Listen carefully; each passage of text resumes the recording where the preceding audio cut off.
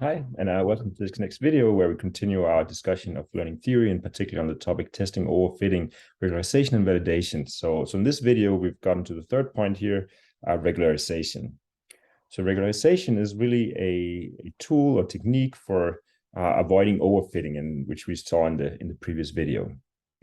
So the issue that we were left with after the previous video is that often we'd like to use a complicated hypothesis set just to avoid underfitting to the data, right? So we want to make sure that we can drive the in-sample error down. However, on the other hand, right, we would like to prevent overfitting, which is what this example that we saw here, right, where we have 4 examples from this unknown target function. That's the blue function there. There's a little bit of noise in this data, and the red polynomial here clearly fits the training data perfectly. It goes exactly through all these points. So if you wanted to predict the value here, given the x coordinate, you want to predict the y coordinate, and you get perfect predictions on the training data, but you'll be very far away from the unknown target function outside these training points.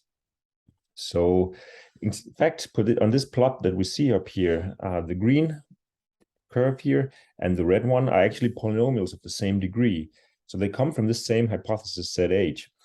But the issue is, of course, we'd like to choose the green one rather than the red one, even though the red one on the training data does better, right? So the red one in particular minimized the in-sample error to perfection, getting 0 in-sample error, whereas the green one here, if we look at the out-sample error, which would be the squared distance from the blue curve, if we're using a least squared loss, then this is clearly much better, right? It's a much closer fit to the blue curve, at least for if you wanted to evaluate the unknown target function at a random position here, uniformly random position in this plot.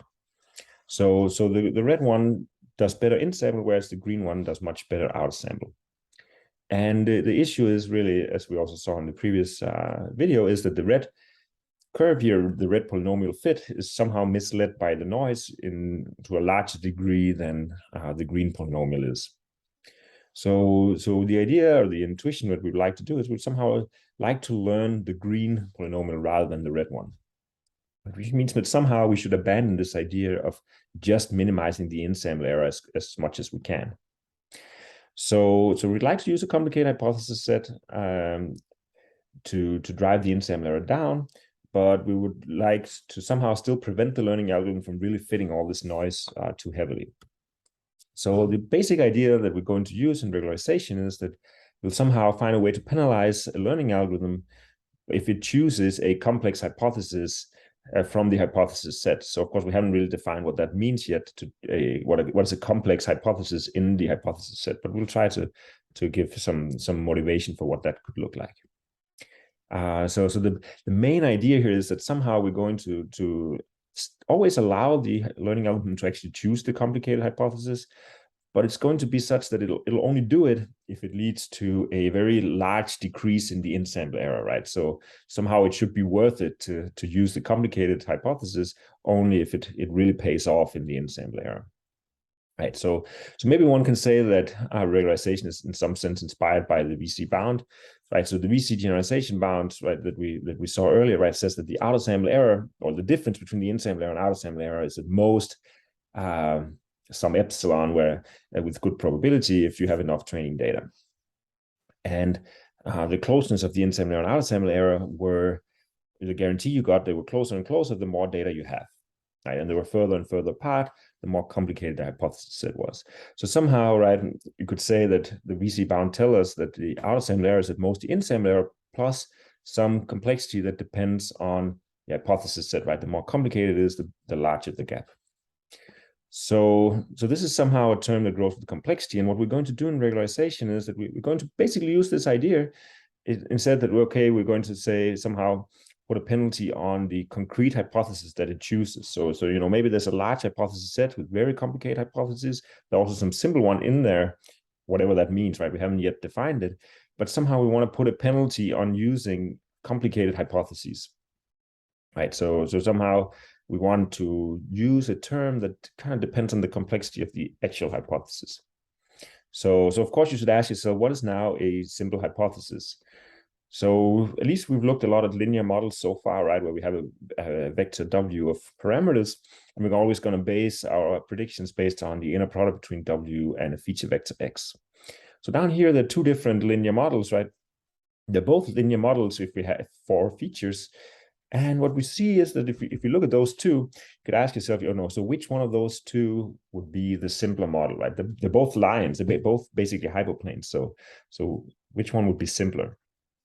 Right, and is there any kind of, just looking at them, right? In some sense, it seems like one of them is using really large coefficients, whereas the other one is using small coefficients, right? So maybe we can use this as a definition of simplicity. In particular, right, if you think about it, the second hypothesis that uses small coefficients, if you think, for instance, in regression, where we're predicting a value, the change in the output value, right, is much smaller if I perturb the input a little bit, right? If I change my feature vector a little bit, the change in the output here is much smaller for the second hypothesis here than it is for the first hypothesis. So in some sense, H2 is much less sensitive to noise and or small changes in the input feature vector. Right? And this is really one way of capturing simplicity. And this is exactly what so-called weight decay method is doing. So weight decay is a regularization technique where we define simplicity in terms of weights. So in particular, we have this penalty term that we talked about before that we'd like to add somehow into when we choose a hypothesis. So if we have a hypothesis that depends on some parameters W, what we define here is we define a complexity measure or penalty that we define as lambda times the squared norm of W. Okay, so lambda here is just a parameter that we as a user to a learning algorithm gets to specify. Similar to the learning rate, for instance, in gradient descent, lambda here is what we call a hyperparameter, is something we as a user can choose. And just if you don't remember, right, the squared norm of vector is just the sum of squared entries in it. So you can see here that really large weights are being penalized a lot in some sense in this expression here. And now during training, instead of just minimizing the in-sample error when we're choosing a hypothesis W, we're going to minimize a sum, right? The sum of the in-sample error plus a complexity measure here. Because basically what we saw earlier, right, is this intuition was that the outer sample error was somehow bounded by the in-sample error plus something that depends on how complicated the hypothesis is. And here we just choose this expression here, lambda times the squared norm of the weight vector, as our complexity measure. And so now we're going to minimize this expression instead of minimizing the in-sample error alone. And the hope is that this means, because we're minimizing the sum, that you will not put really, really large weights in W just to drive the in-sample error down a tiny bit. Right? So this is the basic idea, is that, well, if I want to use larger weights, it has to pay off a lot in the in-sample error. It has to drive that down significantly. So we can, for instance, do this in linear regression, right, where we just take, well, as our in-sample error, we had the least squared loss, right? So the sum of the squared mistakes, the squared differences between the prediction, which is the inner product between W and a feature vector xi, minus the label yi, and we square it. This was the in-sample error we used for linear regression. So we just take this in-sample error and plug it in up here, and now we have a new loss function that we can try to minimize during training. Right? So now we want to minimize. So this is what we call linear regression with weight decay. So for a given parameter lambda that you specify when you call the algorithm should minimize this expression instead, right? The sum of the squared loss here, we average it just for to be consistent also with previous literature and to not have this part here. Otherwise, this part would scale with the number of training examples, whereas this one wouldn't. So it makes most sense to have a normalization here by the number of training examples. So this is linear regression with weight decay. And well, we can just follow the same template as we did before. The way we solved linear regression before, when we only had this part here, was that we computed the gradient and set it to 0 because it was a convex loss function. We can actually take the same approach when we have weight decay as well. So with weight decay, one can show that this is still a convex function, so it makes sense to compute the gradient. And of course, right, they have the first part here. The gradient is exactly what it was before, right? This is the same. Nothing happened because gradients is a linear operation, so it's the sum of the gradients of these two terms. The latter term here, I claim that the gradient is 2 lambda times W, and we saw a rule that you could actually use to do this. Well, lambda is just a constant factor, and then the squared norm of W is W's inner product with itself. We saw early on, if you don't remember in one of the previous videos, that W transpose W has a matrix of derivatives that's just W transpose times 2. This is kind of the equivalent of the W squared, of the X squared rule. The derivative of that is 2x. So we had that rule here. We can get 2 lambda times W transpose, and then the gradient was the transpose of the matrix of derivatives. And the matrix of derivatives is, again, if you don't remember, it was what is also often referred to as the Jacobian. Okay, so you can just use this rule, and then you'll see that that you get this term here as the gradient. Now, okay, if you don't are not comfortable with these matrices of derivatives, you could also see what is this expression, right? It's the sum of the squares of all wi, so it's the sum of all wi squared. If I take the gradient, right, the jth entry of the gradient is the partial derivative of the loss function with respect to wj. The sum of squares here, if you take partial derivative with respect to wj, you just get 2wj. So this is what you get in the jth entry, and then you get the same expression down here. Okay, so this is the gradient, and then we'll just want to set it to 0. Here's what we did when lambda was 0. We looked at, basically the gradient was this expression here. The factor 2 doesn't matter. The factor 1 over n doesn't matter. We move the 2x transpose y on the other side. So we have 2x transpose y has to equal x transpose y has to equal x transpose x times w. We assume that x transpose x was invertible, and then we move it to the other side. So it's just solving an equation. And we also argued earlier on that that x transpose x can actually be assumed to be invertible, because otherwise you can start deleting features that are linearly dependent on others. So this is all fine. We can assume this and compute the inverse here. Now, when we have this lambda, we need to set this whole expression to 0. And basically, there's still a closed form formula. So if we just have this whole expression, right, if we want to set everything here on the right-hand side to 0, we can kill the factor 2's. They don't matter. We can multiply through with an n. So then the n moves on to the lambda w factor here. We can write lambda n w as lambda n times the identity matrix times w. And we can move the x transpose y to the other side. And then here on the right-hand side, we basically have this expression here. We have a w times x transpose x plus n times lambda times I. We take this whole expression, compute the inverse, and move it to the other side. So it's just a standard exercise of moving things around. Just nothing special in this.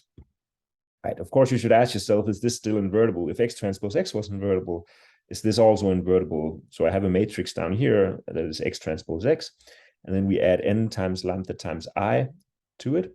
And then you can ask, is this still invertible? Right. And actually, you can prove this, that indeed it is. If x transpose x was invertible, all its eigenvalues are non-zero. X transpose x has actually strictly non-negative eigenvalues because it's a positive semi-definite matrix. And if you add n times lambda times the identity matrix to it, all the eigenvalues are just increased. Sorry, not by lambda, but by n times lambda. So all the eigenvalues remain greater than 0, and then it's still invertible, has full rank. Anyway, so the main takeaway message here is that there's still a closed form formula for computing the optimal W, also when you have this weight decay term in the loss function. You just have to change the W just a little bit here. You just add n times lambda times I to x transpose x before you invert it, and that gives the optimal solution. Okay, so the question is really, does this regularization help, right? At least we tried to motivate it so far, but does it actually work, right? Does it give us anything useful? So let us try to run an experiment and to see that it actually does. So I have implemented this, and let me just find the right window to share. 2 seconds, here it is. So never mind the code here. Here's the experiment. Let me just run it and show you what you see. So here we run this experiment where we have an unknown target function. This is this blue curve here. Right, so there's a blue curve in all the plots. We repeated the experiment a bunch of times. We give some random samples. In these cases, they're just 5 points on that we get, and we get them with a little bit of noise, right? So they're a little bit noisy. They don't lie exactly on top of the unknown target function, but they lie just a little bit off the unknown target function. And then you can see what happens if you try to fit this with a polynomial, right? So we try to fit this with different polynomials of the same degree. And then using, so basically we do a polynomial feature transform like we described in the previous video. So we transform the data so we can actually fit a polynomial using linear regression. But here, instead of just using linear regression before, we use linear regression with weight decay. Okay, so what you see here is that we get different fits depending on how much regularization, what we set this lambda parameter to be. I think the second plot here is maybe most revealing. So what you can see here is, so we have this light blue curve here. This is if we don't use any regularization at all. So this hypothesis said it consists of polynomials that are powerful enough to fit these 5 training examples perfectly, right? So this is what it does here. When you don't have any regularization term, you just fit them perfectly, and you get this behavior that we also saw in the previous video, where you don't really fit the target function. And we can see what happens if we already add a little bit of regularization, like 0.0001 as this lambda expression. And we see that we actually get this orange curve here instead, and it's actually a little bit better than the light blue curve. It's closer to the unknown target function, right? If we go further and add 0.05 as a regularization parameter, we get the green curve here, and this is a really good fit to the unknown target function, right? It actually fits very well with the target function. And finally, you can also see if you add too much regularization, if you set it all the way up to 1, then basically the model is not really allowed to use very large weights. And here it cannot fit the data anymore, right? So it's actually a pretty poor fit to the unknown target function. You can see similar plots, like I guess this plot down here is also very interesting, right? Where we can see again, no regularization gives us a really terrible plot of fit to the data. The 0.0001 regularization actually already improves the matters, but not quite enough. If you go up to 0.05, the green plot, you get a really good fit to the unknown target function. Again, the green one with the regularization term of 1, it's maybe too much regularization. It cannot really fit the data enough anymore. And you can see multiple of these plots, right? Always demonstrating similar behavior. Sometimes the regularization doesn't matter that much, and sometimes it matters a lot. And this is just for random points on this unknown target function. Okay, so regularization really does help a lot. In particular, when you use linear models, it often helps a lot to include regularization. And but it will depend on the model and on the data. And again, here is just a big picture of what we saw in the previous one, right? The unknown target function is this blue curve here. And we get these noisy training examples that don't lie perfectly on top of the target function. Training to fit when we use no regularization at all. When you have these polynomials here, you can actually fit it perfectly, and you get a really large mistakes if you evaluate it on a new point that's not on the target function. Whereas with just a little bit of regularization, things improve. And finally, regularization maybe around 0.05 here, things are quite good. The green fit. In this plot here, this data here, the regularization term of 1 is actually also reasonable. So it depends on the data. and this regularization, in particular, this one called weight decay, when you combine it with linear regression, is actually so popular that it has its own name, and it's called rich regression in the literature. So this is just linear regression with weight decay. That's called rich regression. Okay. So regularization is really, to summarize, is just a modification that you make to the learning algorithm, where you're basically hoping that this is going to reduce the outer sample error, maybe at the cost of not minimizing the in-sample error perfectly, right? So this could be modifying, for instance, the loss function such that you somehow don't minimize the in-sample error, but minimize something that accounts for maybe a complexity of the model. And basically, you should think of it as a tool where you can make the learning algorithm prefer some models, hypotheses over others, right? So here we in these previous examples, right, we basically designed this regularization term, the lambda times the squared norm of W, such that the learning algorithms would prefer models or hypotheses where the weights are small. Okay, and which basically means that it's only going to pick these unpreferable solutions if they give large gains in the in-sample error, right? So of course you have to choose it wisely, this regularization term, the way that you regularize it, to make it choose models that are actually somehow sensible models to choose. And this has often been called something that's more like an art than a concrete science. And weight decay that we saw here, where you can use, where you penalize with the squared norm of the weight vector. This is really a universal technique that you'll also see when we get to discuss neural networks. Right. There are many other regularizers than this, the squared, sum of squared values of all the parameters. And these are really extremely important, these regularization techniques, and often it's basically known to be a necessary evil, right? There's just no way of really avoiding them. If you, as you also saw in these examples, right, things improve a lot if you introduce these regularization terms. So it's just something you have to deal with, right? Okay, but let us end this video on one last question, right? So we saw this plot where different values of the regularization parameter leads to different performances. And the question is, of course, how do we choose which lambda to use when we run these algorithms in practice? And this is what we'll come back to in this next video, that we're going to cover validation as a technique for choosing such hyperparameters as the one here, the lambda. Okay.